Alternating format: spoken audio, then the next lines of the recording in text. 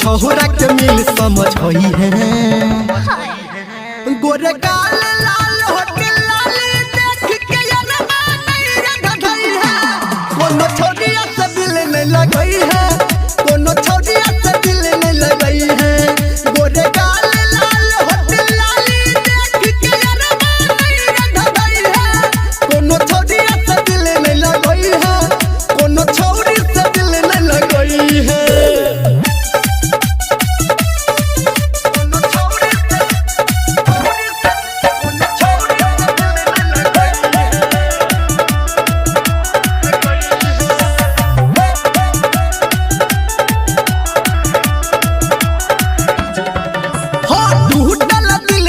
हमारा यारवा केकरो प्यार में उजरला घरवा। बात सही छै कहतियौ हम छोड़ के कखनो न जइहे नियरवा। टूटल दिल छै हमारा यारवा केकरो प्यार में उजरला घरवा। बात सही छै कहतियौ हम छोड़ के कखनो न जइहे नियरवा।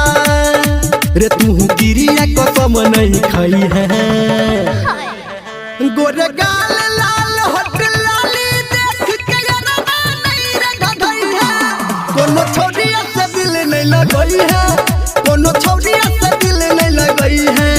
गोरे गाल लाल होट लाल देख के यरमा नहीं रगई है। कोनो छोरिया से दिल नहीं लगई है, कोनो छोरी से दिल नहीं लगई है।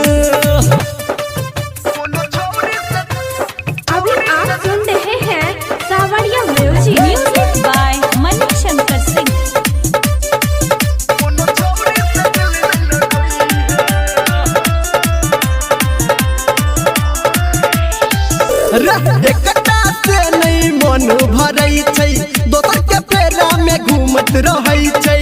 जाने छ सब छोरा निरमलिया ताहि से गाना गाइब कहई छै। एकटा से नहीं मन भरई छै, दोसर के फेरा में घूमत रहई छै। जाने छ सब संजय गौतम ताहि से गाना गाइब कहई छै। रे सोच समझ के छोरी पटई है।